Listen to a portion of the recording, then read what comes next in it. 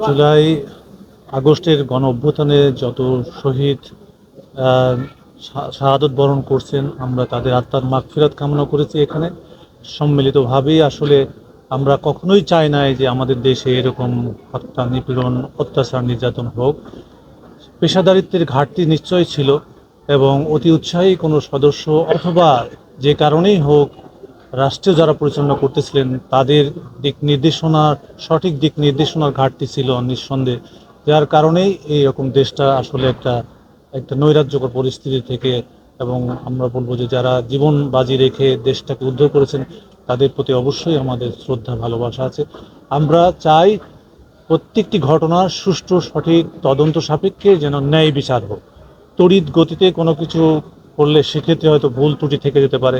আমি জানি যে আমাদের সাংবাদিক শহীদ আবু তোরাব যিনি আজকের দিনে তিনি শাহাদত বরণ করেছিলেন, তার মামলা প্রক্রিয়াটি এটি আমাদের আন্তর্জাতিক আদালত ট্রাইব্যুনালে যেটি এটা আসলে তারা এটা টেক ওভার করেছেন এবং তাদের প্রতিটা মুহূর্তেই তারা সঠিক সুষ্ঠু তদন্তের জন্য বিভিন্ন বিষয়ে চুলচেরা বিশ্লেষণ করছেন। এটি আসামি ধরা পড়েছে দুইজন সঠিক, এর ক্ষেত্রে তারা আরও বিচার বিশ্লেষণ করছেন, ব্যালিস্টিক থেকে শুরু করে অন্যান্য কারা কিভাবে জড়িত ছিল। তো সকল বিষয়ে তদন্ত সাপেক্ষে আমি বিশ্বাস করি তদন্ত সঠিকভাবে এগিয়ে যাচ্ছে। আগামীতে নিশ্চয় এটা ন্যায় বিচার নিশ্চিত হবে। এটা না, এটা এটা করা আইনের স্পিরিটটা হচ্ছে যে কিছু একটা ঘটনা ঘটেছে, সত্য ঘটনার সাথে কিছু মিথ্যুকভাবে, যেমন যে এই দেশেই ছিল না, ধরেন এখানে বিশেষ করে সিলেটের প্রেক্ষাপটে আমরা অনেকগুলো দেখেছি জায়গা জমিনি বিরোধ আছে, সে আছে প্রবাসে, ইংল্যান্ডে আছে, তাকেও মামলা আসামি করা হয়েছে। ইভেন লন্ডন পুলিশে চাকরি করে আমি দেখলাম, তাকেও মামলার আসামি করা হয়েছে। তো এইটা তো একটা অবাস্তব, সে তো আসলে সেও ক্ষতিগ্রস্ত।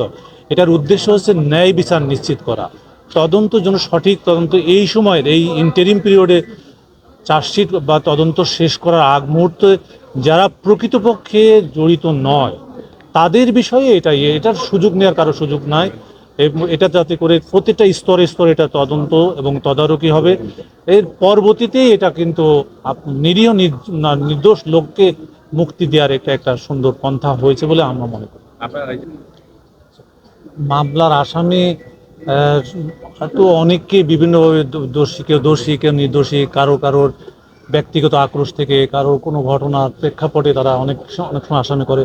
প্রকৃত ঘটনাটা কি ছিল, প্রকৃতপক্ষে যারা দোষী, সে পুলিশের হোক অথবা সে যে কোনো দলেরই হোক না কেন, প্রকৃতপক্ষে অপরাধী সেই নিরিখেই কিন্তু তদন্তের কাজ হচ্ছে সত্য উদ্ঘাটন করা।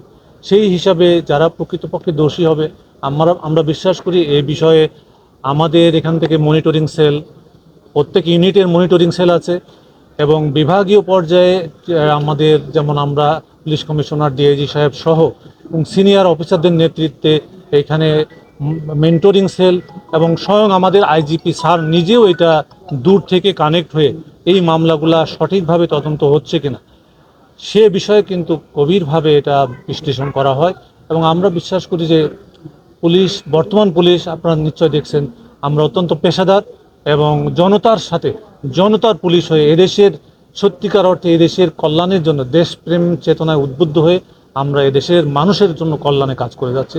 তদন্তের ক্ষেত্রেও কোনো ব্যত্যয় ঘটবে না, আমরা দৃঢ়ভাবে বিশ্বাস করি। এক কথায় তোরাব হত্যাকারীদের কোনো ছাড় পাওয়ার সুযোগ নেই।